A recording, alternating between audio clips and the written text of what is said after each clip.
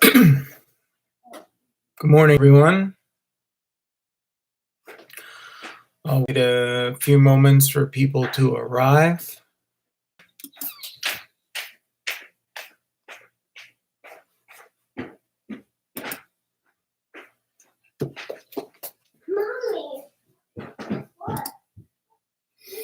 Hey, Madison. Good morning. How are you?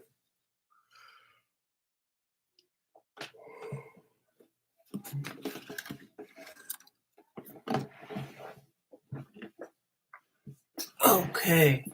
Who else is here this morning? We got Madison. It says 2 people are here.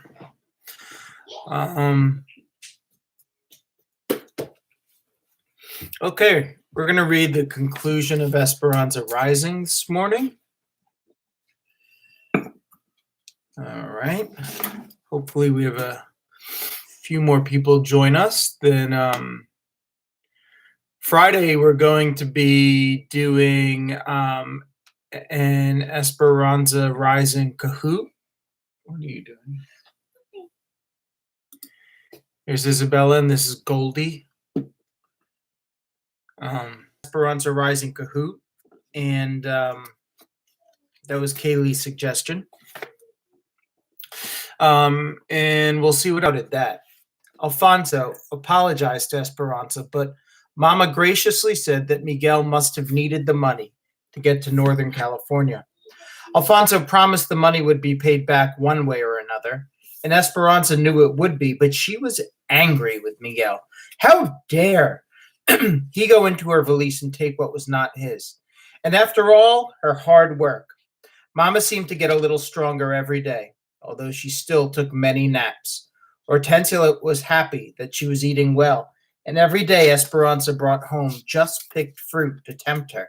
A few weeks later, Esperanza stood on the shed dock in the morning and marveled at the peaches, plums, and nectarines that poured into the shed. How will we ever sort them all? She asked. Josefina laughed. One piece at a time, it gets done. Joey's here. Good morning, Joey. And Nugget was having phone problems, but she's here too.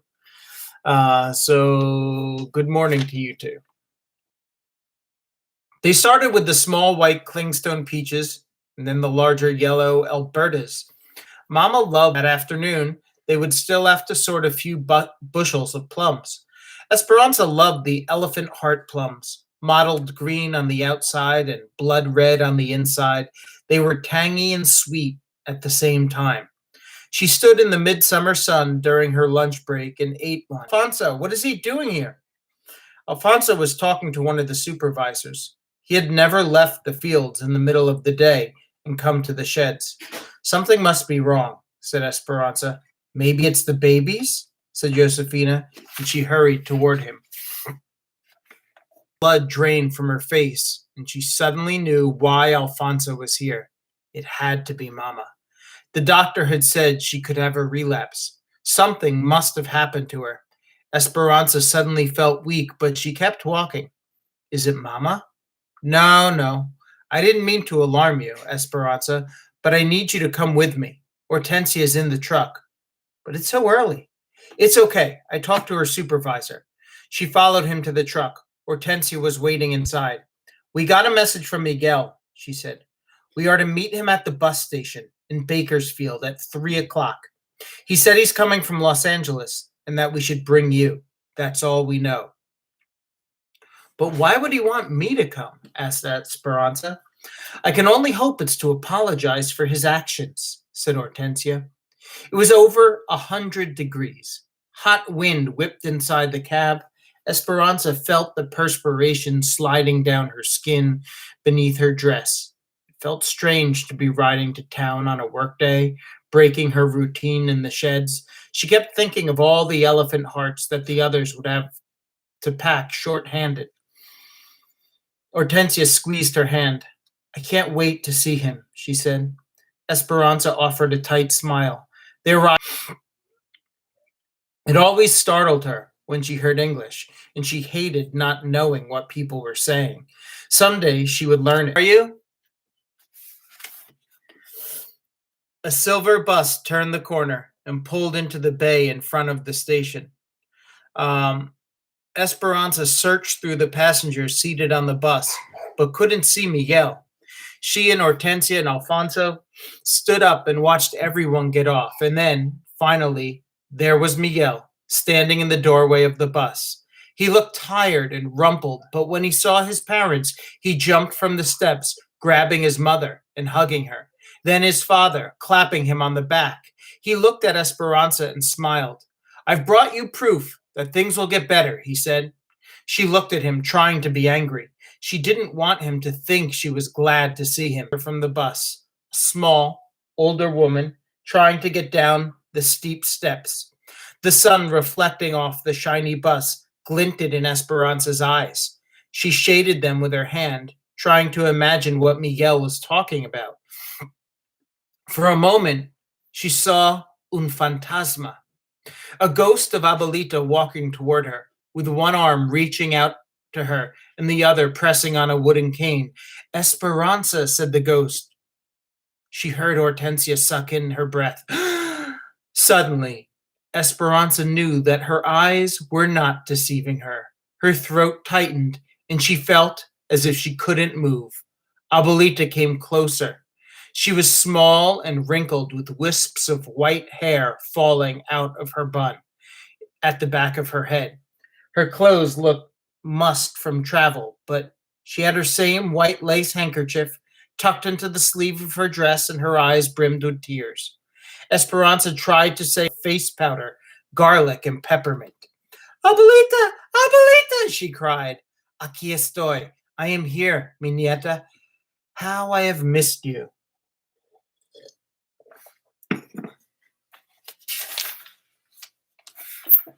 Esperanza rocked her back and forth, daring to believe that it was true, looking at her through tears to make sure she was not dreaming, and laughing, finally.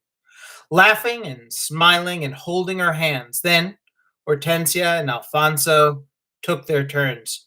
Esperanza, where's Mama? It was warm, so we settled her in the shade. She fell asleep, Isabel sitting with her. Is everything all right? Hortensia introduced Abuelita to Juan and Josefina, whose faces lit up. Esperanza then watched her grandmother look around the tiny room that now held pieces of their new life. Isabel's pictures on the wall, a bowl of peaches on the table, the baby's toys underfoot, Papa's roses in a coffee can. Esperanza wondered what Abuelita thought of the sad conditions, but she just smiled and said, Please, take me to my daughter. Esperanza took Abuelita's hand and led her toward the trees. She could see Mama reclining in the shade near the wooden table. A quilt was spread on the ground nearby where the babies usually played. Isabel was running back from the vineyard, her hands full of wildflowers and grapevines. She saw Esperanza and ran toward her and Abuelita. Isabel stopped in front of them, her face flushed and smiling. Isabel, this is Abuelita. Isabel's eyes widened and her mouth popped open in surprise. Do you really walk barefoot in the grapes and carry smooth stones in your pockets? Abuelita laughed, reached deep into the pocket of her dress, pulled out a flat, slick stone, and gave it to Isabel. She looked at it in amazement, then handed Abuelita the wild flowers. I think you and I will be good friends, Isabel, yes? Isabel nodded and stepped aside so Abuelita could go to her daughter. There was no way to prepare Mama. Esperanza watched Abuelita walk to where Mama slept, resting on the makeshift lounge. She was framed by the vineyard, the grapes ripe and ready to drop. Abuelita stopped a few feet from Mama and looked at her. A stack of lace carpetas was at Mama's side, as well as her crochet needle and thread. Abuelita reached out and stroked her hair, gently pulling the loose strands away from Mama's face and smoothing them against her head. Softly, Abuelita said, Ramona. Mama did not open her eyes, but said, Abuelita with no reaction, as if she were not really seeing her at all. Then she lifted her hand, and reached out to touch her mother's face, making sure that the vision was true. Abuelita nodded. Yes, it is me. I've come. Abuelita and Mama uttered no words that anyone could understand. It was their own language of happy exclamations and overwhelming emotions. Esperanza watched them cry, and she wondered if her own heart would burst from so much joy. Oh, Esperanza, said Isabel, jumping up and down, clapping. I think my heart is dancing. Esperanza barely choked out the whisper. Mine too. Then she picked up Isabel and spun her around in her arms. Suddenly, Esperanza remembered her promise, ran back to the cabin, and returned, carrying something in her arms. Esperanza, said Abuelita, could that possibly be my blanket? Did you finish it? Not yet, she said, unfolding the blanket. Mama held one end and Esperanza pulled the other end. It reached from the chinaberry tree to the mulberry. It could have covered 3 beds. They all laughed. The yarn was still connected, waiting for the last row to be finished. They all gathered on the quilt and at the table. Esperanza sat down and pulled the massive blanket next to her, took the needle, and began crocheting the final stitches. When Mama could finally speak, she looked at Abuelita and asked the same thing Esperanza had asked. How did you get here? Miguel, said Abuelita. He came for me. Luis and Marco have been impossible. If I went to the market, one of their spies would follow me. I think they thought you were still in the area and would eventually come back for me. 10 stitches up to the top of the mountain. Esperanza listened to Abuelita tell Mama about how infuriated Tio Luis had been when he found out they were gone. He'd become obsessed with finding them and questioned all of their neighbors, including Senor Rodriguez. They had even come to the convent to question her sisters, but no one told him anything. Add 1 stitch. A few months after they left, she'd had a premonition that something was wrong with Mama. The feeling would not let go of her, so she lit candles every day for months and prayed for their safety. 9 stitches down to the bottom of the valley. Then one day, when she'd almost given up hope, she found an injured bird in the garden that she did not think would fly again. But the next morning, when she approached it, the bird lifted into the sky. She knew it was a sign that whatever had been wrong, it was better. Skip 1 stitch. Then one of the nuns brought her a note that someone had left in the poor box addressed to her. It had been from Miguel. He suspected that Abuelita was being watched, so he delivered his notes after dark, telling her of his plan. And Miguel didn't leave her side once during the entire trip. He brought her all the way here. Add 1 stitch. He said that Ramona and Esperanza needed her. He was right, said Mama, her eyes teary again, gratefully looking at Miguel. Mountains and valleys, so many of them, thought Esperanza. When a strand of her hair fell into her lap, she picked it up and wove it into the blanket, so that all of the happiness and emotion she felt at this moment would go with it forever. When Esperanza told in spans of fruits and vegetables, and by what needed to be done to the land, they'd arrived in the valley at the end of the grapes, Thompson seedless, red Malagas, and the blue-black Ribeers. Mama breathed in the dust at the end of the grapes, and that's when she got sick. Then it had been time to prune the grapes and get ready for potatoes. Working potatoes was the heart of the winter and the cold that dampened the bones. And during potato eyes, Mama had gone to the hospital. There had been no months with names, only the time of tying canes amidst the ghosts of grapes and gray days that never warmed. But afterward came the anticipation of spring in a valley pregnant with needs, graceful asparagus, ripening vineyards and groaning trees. Then early peaches called, crickets in the fields started their nightly symphonies, and Mama came home. Abuelita arrived during plums, and now the grapes were delivering another harvest, and Esperanza was turning another. So they're finally together again. How's everyone doing? We're at 4 people right now. I'm going to momentarily. I'm going to finish the book, and then I have a few things I want to share with you. So, a few days before from the cabin, they followed the dirt road and headed east and parked where they could go no farther. In the gray light, they could see a small footpath to a plateau. The cabins in straight rows, the fields beginning to take form, and over the eastern mountains, a hopeful brightening. She bent over and touched the grass. It was cool but dry. She lay down on her stomach and patted the ground next to her. Miguel, did you know that if you lie on the ground and stay very still, you can feel the earth's heart beating? He looked at her skeptically. She patted the ground again. Then he lay down as she was, facing her. Will this happen soon, Esperanza? Aguantan- Aguantate tantito y la fruta cayera en tu mano. Wait a little while, and the fruit will fall into your hand. He smiled and nodded. They were still.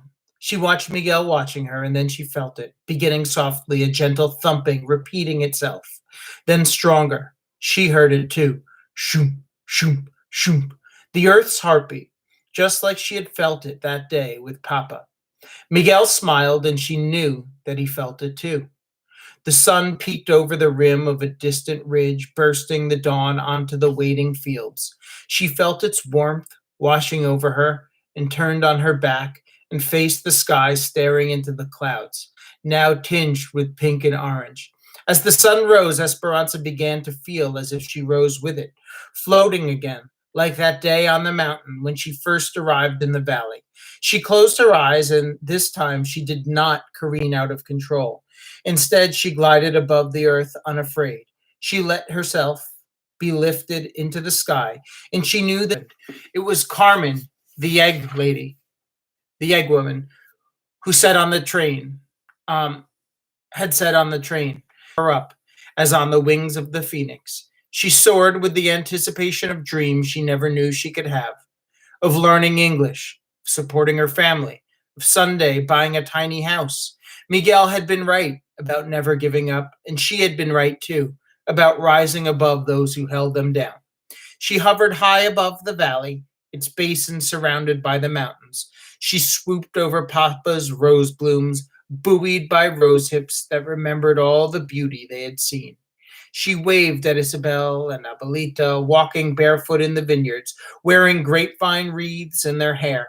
She saw Mama sitting on a blanket, a cacophony of color that covered an acre in zigzag rows. She saw Marta and her mother walking in an almond grove, holding hands.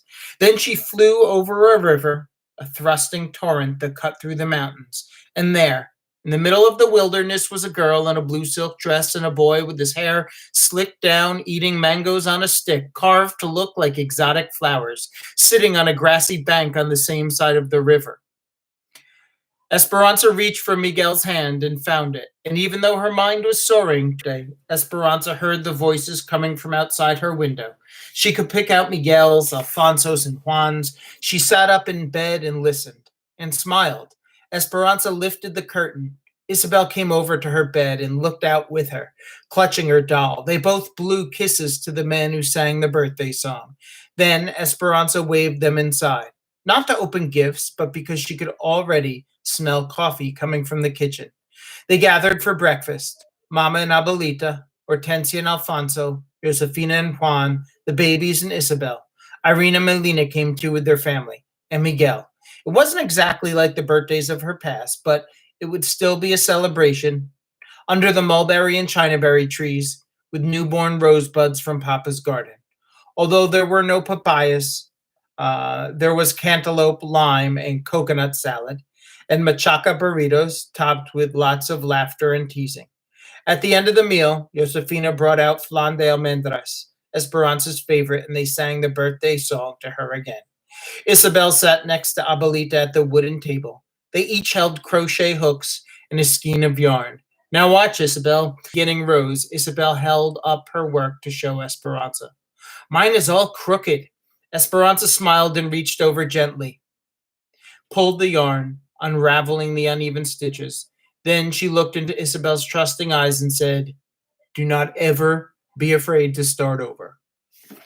And that's the end of the book. So I'm going to catch up on some comments here. Um, Sapala's doing good, having phone problems still. Um, that's what she likes to do. Just find places to sleep in the house. I guess she likes listening to Esperanza Rising too. Um,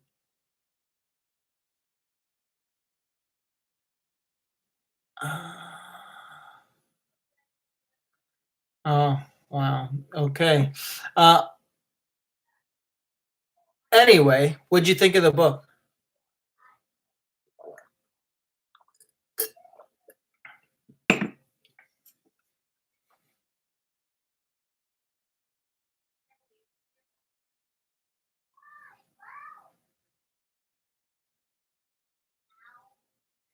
Okay. Okay. So I've added a I have added a new page to our website that I'm going to start to use more, and it's to kind of be one. It's going to be one place to put all updates of things. Um, yeah, refugee's my favorite too.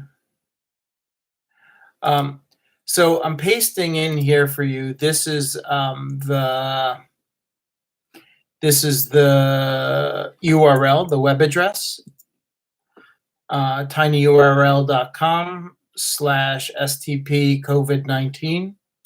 Okay. Um, and if you go there, you're going to see some updates here. Each of you can ask your parents to take a picture and send them to me, and I'll post them on our class Instagram. So they can text them to me, they can email, whatever works for them, and we'll put them on. Okay. So I want you to think of what spirit days you'd like. And then right here in this update, there's a Google form. I also linked to it in Google Classroom. So if you click there, you can add you can add your ideas for the spirit week. So whether it's crazy hair day, whether it is whatever you think is would be fun. They can be spirit days we have in school. They can be spirit days that we've never had and you've always wanted to have. They can be coronavirus related spirit days. I don't know exactly what that would be. But is extra help. So yesterday, there were a few of you, Caitlin, Joey, and Paula, who jumped on for some extra work around the math. Okay, so as you're going through, if there is math that you're trying to do that you have forgotten how to do because it's been a long time, or if there is newer math and it's a struggle and you're not totally sure how to do it, then let me know what those specifically what your issues are, and you'll see some of those updates. So I'm going to catch up with some comments here. I don't even know what you all are talking about. What's a sales nugget?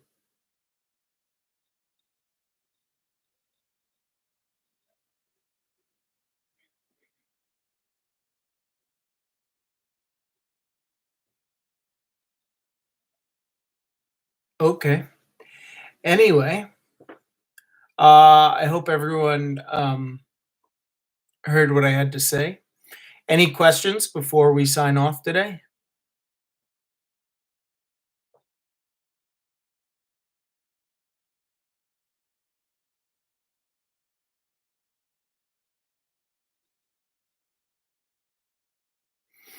All right, Joey.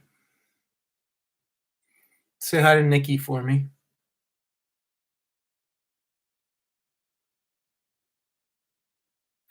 All right. Well, then I guess that's that. So I look forward to hearing your yes, Joey.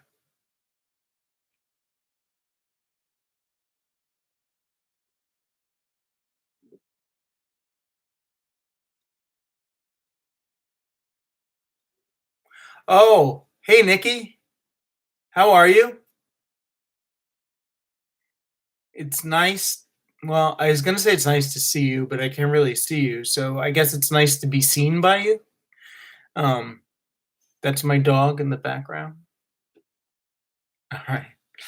Okay. Well, everyone, I'm going to sign off for now. I look forward to seeing your spirit day suggestions, spirit week suggestions. All right. We'll talk soon. Bye.